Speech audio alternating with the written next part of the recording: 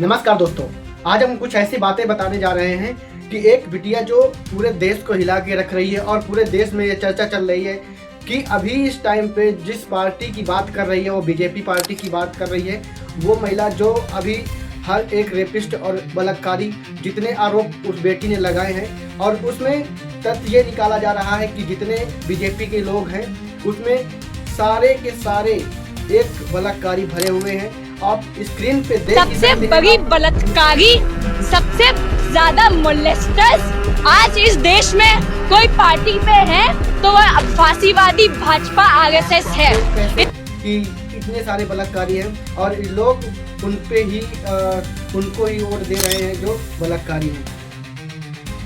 तो मुझे बस इतना ही बता रहे हैं कि अगर कुछ चीज़ अगर समझना है तो इस लड़की से सीख लो, शायद कुछ काम आ जाए आगे के लिए। तो मैं उम्मीद करता हूँ बहुत ही जल्दी आप समझ चुके होंगे।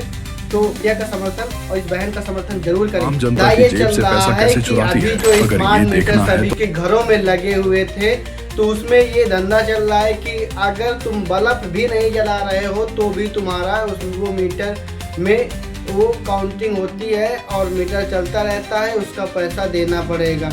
इसी चक्कर उसमें कई जगह जिलाधिकारियों के पास जाके उनके पास वो मीटर उसके ऊपर फेंक के मारा। जो ये लोग इतना परेशान हो गए उस मीटर से, पर कुछ लोगों को समझ में नहीं आ रहा है और मुझे लगता है कि उन लोगों को समझ में नहीं आ सकता है कभी भी जो मोदी के बिल्कुल गुलाम है या तो फिर बीजेपी के गुलाम है।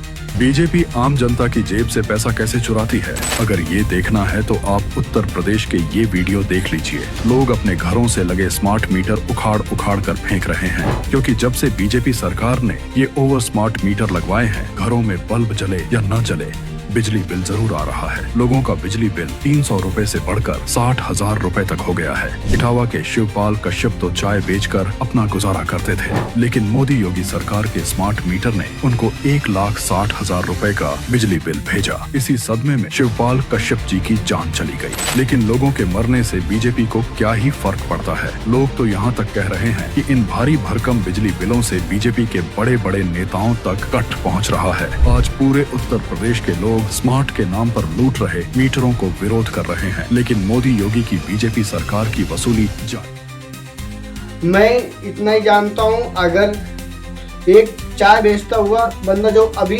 60,000 उसका बिल आया तो वो देख के हैरान हो गया और वो उसकी मृत्यु हो गई, तो इससे क्या ये देश उसी ये जो सरकार चला रही है इससे तो कोई मतलब है नहीं। वैसे भी चाहे इंसान जाए या किसी की जान जाए कोई मतलब नहीं है इससे बस अपना तो जो उसको सही लगता है बस वही करता है, क्योंकि जिसमें उसका फ़ायदा होगा वही करेगा।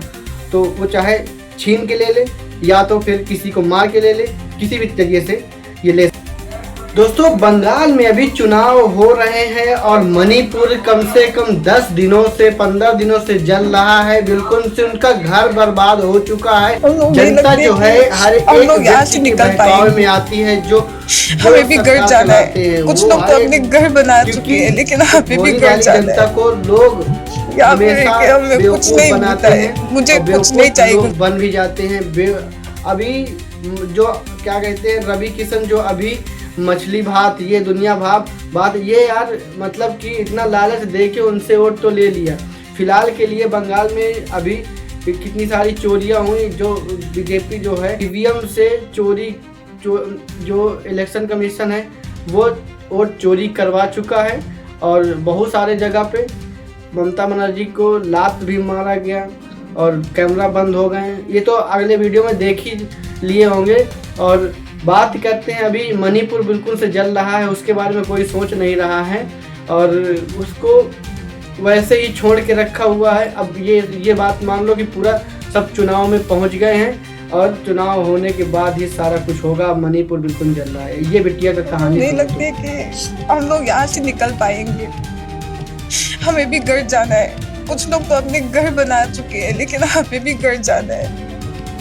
यहाँ पे रह के हमें कुछ नहीं मिलता है, मुझे कुछ नहीं। दोस्तों, आपने कभी मोदी जी को ये नहीं सुना होगा कि कांग्रेस के जो कार्यकर्ता हैं उनके सामने आप वो कभी हाथ ना मिलाए होंगे, ना तो उनके सामने कभी गए होंगे। ये मैं दावे के साथ कह सकता हूँ कोई भी वीडियो देगा आप मुझे दिखा दीजिए, तो दावे के साथ कह सकता हूँ कि कभी वैसे हो नहीं सकता है। और राहुल गांधी देखिए, ये बीजेपी का नारा लगाते हुए उनके साथ हाथ मिलाए और उनसे बात किए।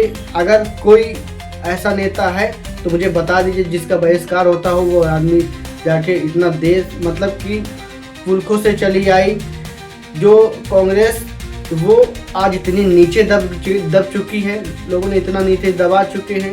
फिलहाल के लिए पहला ऐसे नहीं था। आप पहले इनकी हिम्मत देखिए, कितनी बड़ी हिम्मत है। मुझे लगता है ऐसा भी वीडियो कभी देखने को नहीं मिला होगा।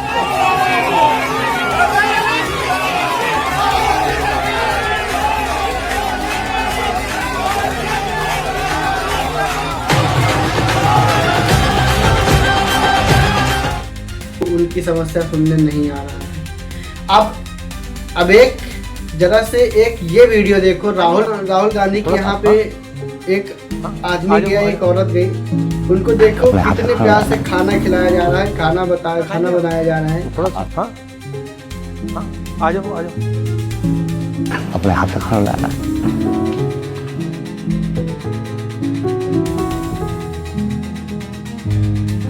खिलाया जा रहा है, खाना बनाया जा रहा है।